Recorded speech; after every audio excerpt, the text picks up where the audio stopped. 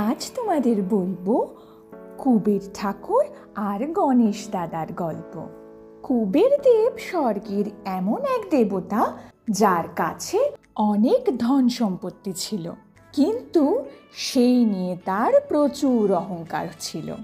একদিন সে ঠিক করলো স্বর্গের সমস্ত দেবতাদের ডেকে তিনি তার ধন সম্পত্তি দেখাবেন। তখন তার মন্ত্রী মশাই উপদেশ দিলেন যে তিনি যেন অবশ্যই মহাদেবকে নিমন্ত্রণ করেন, আর মহাদেব যদি তার ধন সম্পত্তি দেখে অবাক হয়ে যায় তাহলে তার কদর আরও বেড়ে যাবে। বাকি অন্য দেবতারাও তাকে সেভাবেই মান্য করবে যে তিনি হলেন সব থেকে বেশি ধন সম্পত্তির মালিক। এই কথা ভেবেই তিনি রওনা দিলেন শিব ঠাকুরকে নিমন্ত্রণ করতে।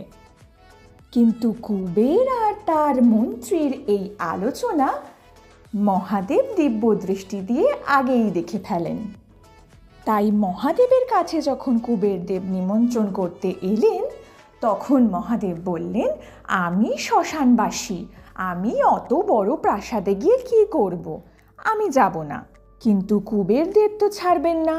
কুবের দেব এসেছেন নিজে মহাদেবকে নিমন্ত্রণ করতে, যাতে তিনি তার ধন সম্পত্তি মহাদেবকে দেখাতে পারেন। মহাদেব তখন বুদ্ধি করে বললেন, ঠিক আছে, আমি যাব না, কিন্তু আমার হয়ে আমার পুত্র গণেশ যাবে। সেই কথা মতোই পরের দিন গণেশ নিমন্ত্রণ রক্ষা করতে কুবের দেবের সেই মহাপ্রাসাদে পৌঁছলেন। গণেশ প্রাসাদে ঢুকতে না ঢুকতেই কুবের দেব তার ধন সম্পত্তি দেখাতে লাগলেন। উনি এও বললেন যে আমার মতো ধন সম্পত্তি এই স্বর্গে আর কারোর নেই।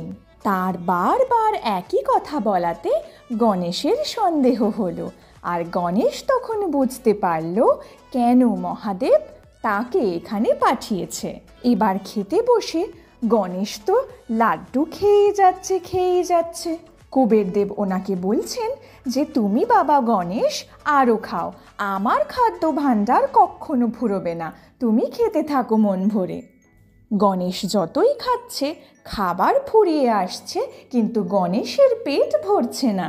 এক সময় খাদ্য ভাণ্ডারে খাবার শেষ হয়ে যায়, আর তখন গণেশ বলে, আমার তো এখনো পেট ভরেনি, আমার আরও খাবার চাই। কিন্তু কুবের দেব মনে মনে ভাবতে থাকেন, আমার খাদ্য ভাণ্ডারের খাবার তো শেষ, এবার কি হবে? তিনি তখন মহাদেবকে স্মরণ করতে থাকেন, আর তিনি বুঝতে পারেন তার ধন সম্পত্তি নিয়ে বিশাল অহংকার হয়ে গেছিল। মহাদেব তখন তার কাছে দর্শন দেন, আর উনি এসে বলেন, তবে বুঝেছ তো যে তুমি কি করতে চলেছিলে? কুবের দেব তখন বুঝতে পেরে মহাদেবের কাছে ক্ষমা চান, আর গণেশ তখন বলেন, অহংকার পতনের মূল, তাই কখনো কোনো জিনিস নিয়ে অহংকার করতে নেই।